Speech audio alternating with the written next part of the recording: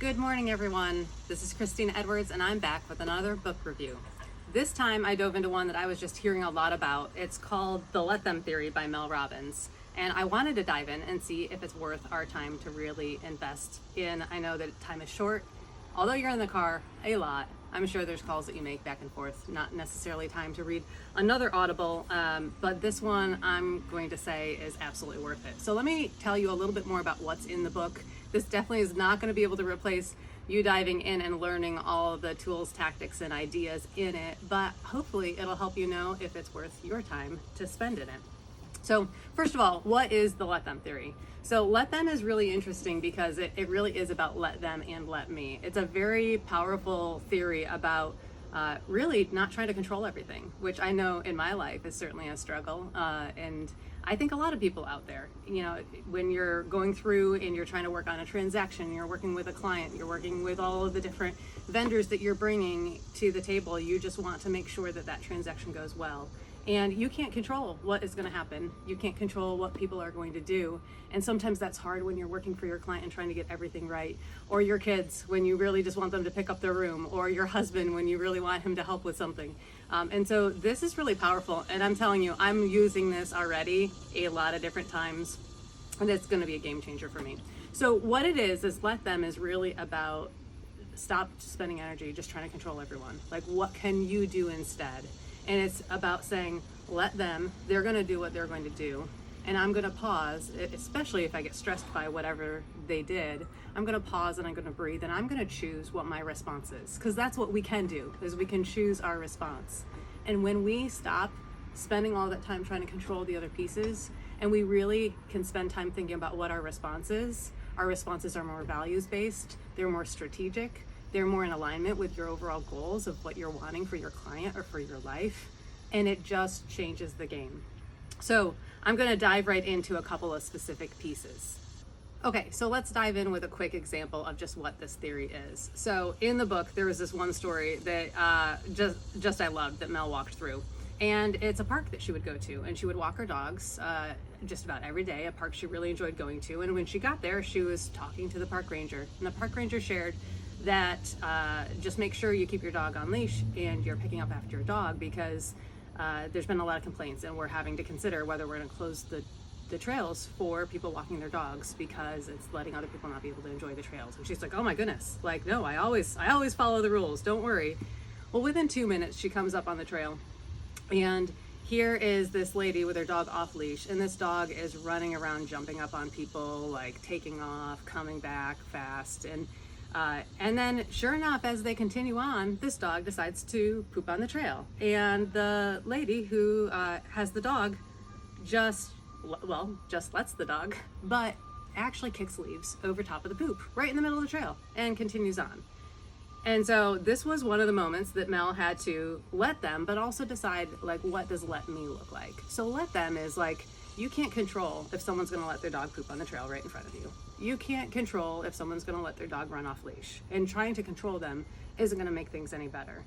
And so she had to take a couple of deep breaths and think through, okay, what do I want to do about this situation? And then it's really neat how she thought through it, because you know, there's a lot of options. You can decide to go up and confront the person and say, hey, this is what's going on. They're really considering not letting us use the trails. If you could please do your part and pick up after your dog and keep them on leash, that'd be great. You don't know how they're going to react to it, but you can choose if that's something you want to do. You can choose to go back and find the park ranger and wait until that lady comes back from the little loop on the trail and have the park ranger deal with it. There's a lot of different options, but what she said is that when you're deciding that, it's about deciding, is this something that's just annoying to me in the moment? Is this something that's going to bother me in an hour? Is this something that's going to bother me in a year? And based on that, you can decide, is it worth my energy? Is today the day that I really want to, based on my values, actually get involved and do something? Or is today the day that I just need to say, it's not worth my energy and time? Yeah, it's annoying. Yeah, it has consequences. But today, given what I've got going on, I'm going to make a different decision about what the let me looks like. I'm figuring out what that response is. And here's the cool thing. You're in control in that situation. You're not in control of what the lady did, what the dog does, what the park ranger does, but you get to choose what your reaction is. Okay, so now we're going to dive into just one area of the book that I think really helps illustrate a little bit more about that this is not just a book with these like just don't let things bother you, but without like really getting into the how. And this is one of the things I really love about the book, is it does get into examples on how you apply this and how you work through this in your own life. And so this part is on managing stress. And I feel like this is something that a lot of us could use. And it goes through a number of different pieces, but it first starts with just like what the stress response is. It's an automatic response that you are not going to be able to stop. You can tell yourself not to get stressed out by something, but that initial stress response is automatic. It's meant to protect us and put us in survival, fight or flight mode, because there's something that the brain thinks you're in danger from. And so it's about not trying to control the initial response. Let your emotions start up, but it's about what you do with it. And so there's a lot of really cool examples from medical professionals, medical studies. I really like that about the book too. It goes deep into neuroscience and research behind it. But really, like, that initial stress response, it's just a burst of chemicals. Your brain absorbs them within 6 seconds. And then here you are on a 90-second kind of roller coaster of your emotions, as long as you don't do something to make them continue. And so if you just let the response go and you breathe, you're going to have the stress response rise, and then it's going to fall. And if you know that that's what's going on and you can't stop it, and it's a chemical reaction in your brain, and it's meant to help us survive through fight or flight response, then you know that as soon as you let that rise and fall and you breathe through it, that you can then go back into your normal functioning of your brain, where you get to decide based on your values, based on what's important to you, based on your energy level of how you want to handle the situation. If instead you stay in that stress response because you continue to get amped up and you continue to feed into it, and you write that text, you call that person immediately, you're not responding with your logical brain, you're responding with the stress response. And so that's just one example of the fact that you start to be in power by choosing in general, like, what you do, think, or say in response, and how you can actually get yourself to the place that you can have that reaction. And it's just a great example of how deep this book goes into a number of different topics. There's more. And one of the things that's really neat about this is it shifts the power back to you. You take the power off of the reaction you're having and someone else controlling what you think and do and feel, to all of a sudden you, because you take a moment and you can decide, let me.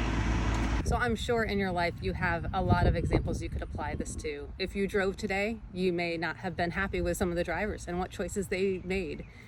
Just today, I got to use this many times. The construction that decided to start with my neighbors right when we were in the middle of doing that, I can't control that. They're just trying to do something nice in their backyard. I think it's going to be pretty cool. But I can't choose that they're going to all of a sudden have their little backhoe thing beeping at the wrong moment. It's hot out here. I'm all of a sudden sweating. And so I can say, let me. And so I moved into the shade. And so we're going to continue diving into a few more things so you know what else this book has to offer and get you back to the rest of your day. So after managing stress, there are so many different things. So one thing that I loved about this is it gets into how to apply this to your relationships. There's so many things that you can do. It's about mastering adult friendship and how that's different than the friendship that we had when we were growing up and going to school and going to college, and how that changes later in life. It's about like how we actually are motivating people to change versus controlling them and trying to make them change, which actually works against us, whether you knew it or not. To helping people that are struggling. Let me tell you, there's so many more things in this book. Like,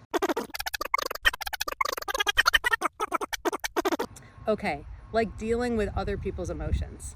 Not everyone is an emotionally healthy, fully forming adult. I know many times I'm not. One of my favorite chapters, when grown-ups throw temper tantrums. I mean, it's true. There's a lot of people that when they're looking at things and it doesn't go how they want and they're not able to control others, their reaction is not the healthiest one. So what do? Sometimes I just then am unhealthy right along with them in my own reactions. This book gives you the power to think through, how do I change from reacting to them and their emotions and choose what I'm going to do next, so it does not have to derail my day as well. Then we go into this other section. Have you ever struggled with comparison? Whether it's with the social media feed and other people that are out there helping clients, other people in your life, what they're able to do as a working parent and be able to take their kids to everything. It is really neat because not only does this dive into comparison, but it also talks about the healthy parts of comparison and how you can use that to actually move ahead in your life as well if you use it in a healthy way. It just keeps going. Okay, in conclusion, I'm telling you, there's so many situations in here. I think there's something for everyone. If you have relationships, whether it's friends or kids or parents or siblings or someone you're in a romantic relationship with, whether you're married, you're single, there's things about relationships. If it's work, there's things about your working relationships. If it's just you and the grocery store or the airplane or whatever that is, there are situations in here. And if you don't get stressed out on a regular basis and there's not something in here for you, I would love to have some coffee with you. Let's meet up. I'd love to hear what techniques you have. And if there's other books, I always would love to hear about them. Share them with us, and we could do a book review and help other people just find hidden treasures that you've used in your life as well. Look forward to seeing you next time. Thanks.